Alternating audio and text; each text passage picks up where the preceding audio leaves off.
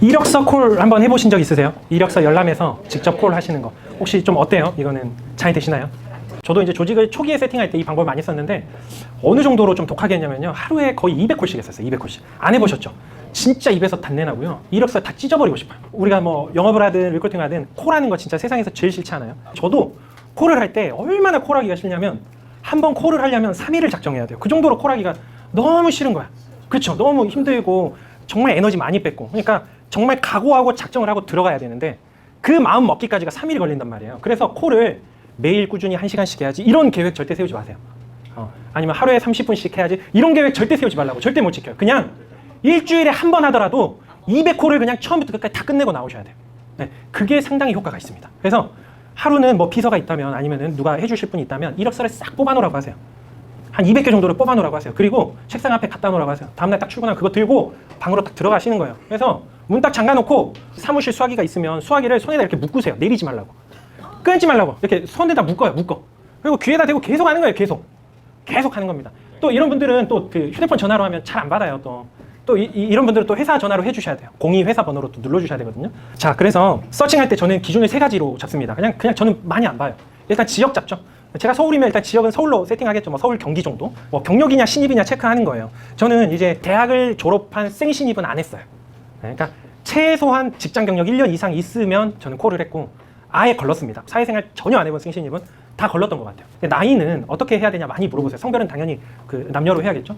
근데 나이는 그냥 본인이 지점을 운영하시는데 소화가 가능한 나이까지 서칭하시면 돼요. 그러니까 막 무작위로 내 어떤 평균과 상관없이 그냥 뭐 25부터 60 이렇게 해서 서칭하시면 상당히 효율이 떨어져요. 그래서 그냥 정말로 내가 지점을 이루고 싶은 타겟의 나이대가 어느 정도인지를 고려하시고 그 나이대로 뽑아야 돼요. 그래야 전화하실 때도 좀 일관성 있게 가십니다. 그런 기준들을 가지고 이렇게 이력서를 딱 서칭을 합니다. 이 이력서를 보고 콜을 하는 거예요. 근데 콜하는 방법이 있습니다. 이력서를 안 보고 바로 콜하셔야 돼요. 이유가 뭔지 아세요? 해보신 분들만 알아요. 왜 이력서를 안 봐야 돼요? 선입견. 선입견. 누가 얘기하셨어요? 네네네. 드려야죠. 아유, 고맙습니다. 네네. 아유, 고맙습니다. 네네. 그렇죠. 선입견 때문에 그래요. 왜냐면 이력서를 딱 봤는데 막 토익 999점이고 막 경력 막 엄청 뛰어나고 본인 포트폴리오 쫙 써져 있는데 전화할 때 딱 겁을 먹어버려요. 내가 상대할 수 있을까? 사실 우리가 전화해야 되는 사람은 그런 사람들이거든요. 어느 정도 경력이나 학력이나 이런 스펙들이 그래도 괜찮은 사람한테 우리가 해야 되는데, 그걸 보는 순간 딱 선입견이 생겨버려가지고 전화할 때 떨려. 손도 떨리고 입술도 떨리고 안 봐야 돼요. 선입견 안 갖고 나는 뭐만 본다? 이름과 연락처만 본다. 그냥 하시는 거예요. 하면서 봐요. 눈으로. 자, 콜하는 방법 알려드릴게요. 이거 실제로 제가 150명 이상 리크루팅한 방법이거든요. 이렇게 해서 콜 한번 해보세요. 안녕하세요. 누구누구님 되시나요? 사람인 자쿠리의 인크루트. 뭐 하나를 보셨겠죠? 통해서 연락드립니다. 자, 전화드린 곳은 KEFG고요. 인사 담당자, 지영인 지점장입니다. 이렇게 간단하게 소개합니다. 이건 후킹이 되게 중요해요. 빨리 들어가야 돼요. 빨리. 머뭇거리시면 안 되고. 잠시 통화 괜찮으신가요? 일단 물어봅니다. 왜냐면 이력서가 최신 업데이트 안 된 이력서가 되게 많아요. 그래서 이미 취업한 사람들도 있고, 구직 중이 아닌 사람도 있고, 이미 재직 중인 사람도 있어요. 그래서 현재 구직 중이라고 하면 우리 이제 KFG에 대해서, 회사에 대해서 들어보셨냐라고 물어보셔야 되는데, 정형화된 메시지가 좀 있어야 돼요. 한 15초 정도. 회사를 그냥 가장 잘 소개할 수 있는 뭔가의 메시지가 있어야 돼요. 그걸 15초로 딱 한번 정리해보세요. 회사에 대해서 들어보셨나요? 그리고 한 10초에서 15초 정도 짧게 회사에 대해서 소개하시고, 이번에 저희 회사에서 신입 및 경력 채용 관련 직무 설명회를 진행하는데 누구누구님, 홍길동님을 초대하고 싶어서 연락을 드립니다. 바로 클로징하는 겁니다. 이력서를 보니 저희 회사 정말 잘 어울릴 것 같아서 직무 설명회에 참석하셔서, 이게 핵심이에요. 우리 회사에 입사해라가 절대 아닙니다. 이거는 소개팅 가서 나랑 결혼하자 하는 것과 똑같은 거예요. 신뢰관계가 하나도 형성이 안 됐는데 우리 회사에 입사해라, 이런 얘기 절대 안 되는 거죠. 그래서 회사에 대해서 알아보셔라. 우리 회사에서 이런 직무 설명회를 진행하는데 당신과 잘 맞을 것 같다. 그래서 직무 설명회에 참석해서 안내 한번 받아보시면 어떠겠냐. 굉장히 가볍게 잽을 날려주시는 거예요. 잽. 잽만 날려주시라고요. 당연히 거절 나와요, 안 나와요? 선거절 나옵니다. 근데 내가 너무 가볍게 잽했기 때문에 거절도 가볍게 나와요. 근데 대부분을 콜을 하면서 실수하시는 게 뭐냐면, 장황하게 설명할 거 다 하고 마지막에 센 걸로 한 방을 딱 후킹하려고 해요. 그러면 딱 거절해버리거든요. 그럼 딱 끝납니다. 아니면 먼저 끊어버리든지. 그래서 가볍게 여러 번 때리다가 마지막에 후킹해야 돼요. 거절 처리를 3-4번 정도 하시면서. 빠른 속도로 1차 클로징을 하는데, 그냥 우리 직무 설명회 한다. 그거 알려주려고 전화했고 방문해서 설명 한번 들어봐라. 이렇게 얘기하는 거예요. 그러면은 내 소개가 짧았다면, KFG에 대한 소개가 짧았다면 회사에 대해서 더 물어볼 거예요. 근데 거기는 어떤 회사예요? 거기서는 뭐 하는 거예요? 제 직무는 뭔가요? 저는 거기서 어떻게 일해야 돼요? 이렇게 물어본다고요. 관심 있는 사람들은. 그걸 거절 처리라 생각하면 안 돼. 관심이 있구나. 뭔가 궁금해하구나. 1차 제안을 잽으로 한번 주시고, 그 다음 질문에 맞게 여기서 설명해 주셔야죠. 그 다음 직무 설명회 후에 본인의 의사에 따라서 면접 등 추후 절차로 안내가 될 거다. 이렇게 안내를 드려야죠. 그러니까 이 자리에 오는 거는 면접이다, 아니다? 아니다. 그러니까 부담이 없어. 면접이라고 하면 안 와요. 면접이라고 하면 충분히 알아보고 내가 면접을 볼 만한 가치가 있는지를 판단하고 간다고요. 면접이 아닙니다. 그럼 뭐예요? 그냥 알아보러. 그래서 여기서 해야 되는 우리가 이야기 중에 하나는 지금 현재 구직중이시라면 여러 개 회사 알아보고 계실 건데 그중에 저희 KFG라는 회사도 알아보셨으면 좋겠다. 부담 없이 편하게 방문하시고요. 여기서 이제 꼭 후보자를 잡고 싶다라고 하면은 우리가 가끔 그런 것도 해요. 이벤트 합니다. 뭐 교통비 지급해드린다는 이벤트도 하고요. 아니면은 키트 이런 키트 선물을 드리니까 편하게 오셔서 설명 듣고 선물도 받아가세요라고 보통 이야기도 합니다.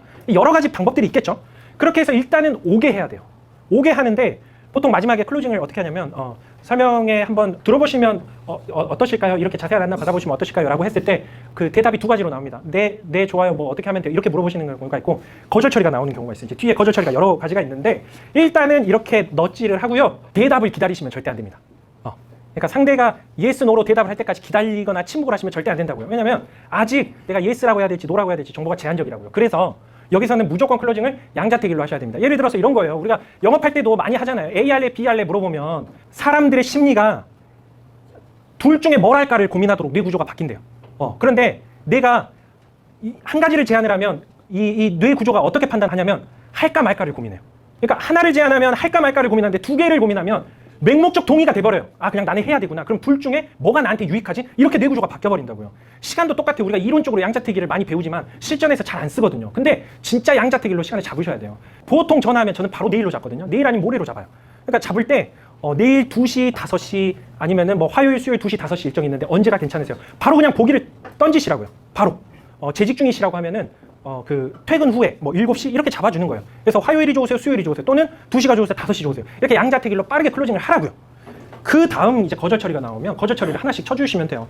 저와 직무가 안 맞을 것 같아요. 그러면 이렇게 거절 처리 해주시라고요. 현재 구직 중이시라면 부담 갖지 말고 참석하셔서 그냥 회사에 대한 소개, 직무, 급여, 인센티브 다양한 사항에 대해서 안내만 받아보세요. 안내만. 입사를 결정하는 자리가 절대 아니에요. 이직을 결정하실 때 10개 회사를 알아본다면 그중에 그냥 하나라고 생각하고 편하게 방문하세요. 편하게 방문하세요. 화요일, 목요일 언제 가져오세요? 또 한 번 클로징. 그냥 가볍게. 여기에 절대 감정을 넣지 마세요. 그냥 반자동적으로 하셔. 그래야 200콜 하실 수 있어요. 하루에. 직무 포지션 어떻게 되냐? 보통 이렇게 얘기합니다. 직무 세일즈 파트, 관리자 파트 크게 두 가지로 나눠줬고 자세한 내용은 방문하시면 알려드리겠습니다. 이게 핵심이에요. 자세한 내용을 전화로 다 풀면 와요? 안 와요? 안 오죠. 그래서 자세한 내용은 방문하시면 알려드리겠습니다. 네. 세 번째 생각해볼게요. 자, 물론 생각해봐야지. 하지만 직무 설명에는 입사를 결정하는 자리가 아니다? 아니라는 거예요. 그러니까 대체 네가 뭘 생각할 거야? 네가 뭐 내가 너 뽑는데? 내가 너 채용해 주겠대? 대체 네가 뭘 고민해? 네 고민할 거 없어. 고민을 하려면 네가 우리 회사 정보를 알아야 네가 고민을 하지. 네가 우리 회사에 대한 정보가 없는데 뭘 네가 고민한다는 거야? 이게 핵심이에요. 그러니까 고민해. 우리 회사에 대해서 알고 고민하라고. 그걸 알려줄 테니까 와서 좀 들어봐. 이거예요. 전화를 실패하는 이유가 전화로 막 클로징해요. 막 입사 시켜버리려고 막 클로징 해버리니까 전화가 어려운 거죠. 그냥 가볍게 넛지로 계속 불러주라고요. 저희도 직무 설명에 온다고 채용하지 않습니다.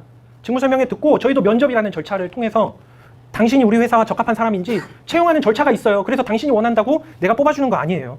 이 날은 그냥 편하게 오셔서 들어보시면 됩니다. 또 얘기하는 거예요. 화요일, 목요일 2시, 4시 언제 괜찮으세요? 또 양자택일로. 그 이력서 콜의 핵심은 딱 하나예요. 우리가 세일즈 프로세스에서 전화의 목적이 뭔지만 생각하시면 돼요. 전화의 목적은 뭐죠? 약속 잡기잖아요. 전화는 클로징이 아니잖아요. TA의 목적은 약속 잡기. 자, 여기서 또 요령을 알려드릴게요. 약속이 잡혔어요. 약속이 잡혔습니다. 어떻게 해야 돼요? 화요일 2시 오시겠대. 그 후보자에게 어떻게 해야 돼요?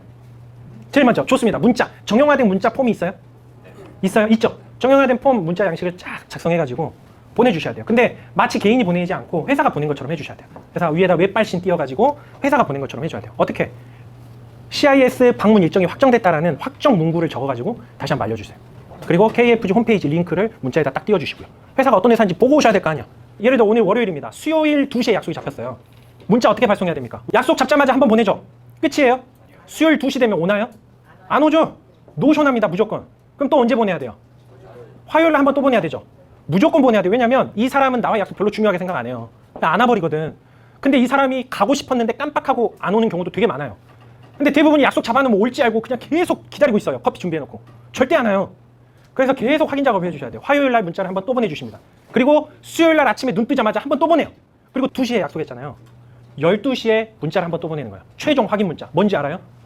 지금까지는 똑같은 문자를 계속 보냈잖아. 수요일 12시면 2시간 전, 3시간 전에 문자입니다. 이렇게 하는 거예요. 씻고 있냐? 씻고 있냐? 씻고 있냐? 이 상 주셔야 될 것 같아요, 진짜. 씻고 있냐? 비슷해요. 비슷합니다. 저런 문자를 보내주셔야 돼요. 준비하고 계시냐? 이렇게 물어보면 안 되잖아요. 준비하고 있는지를 확인하는 문자가 있어요. 뭐냐? 오늘 방문하실 때 자차로 오세요? 대중교통으로 오세요? 이렇게만 물어봐 주시면 돼요.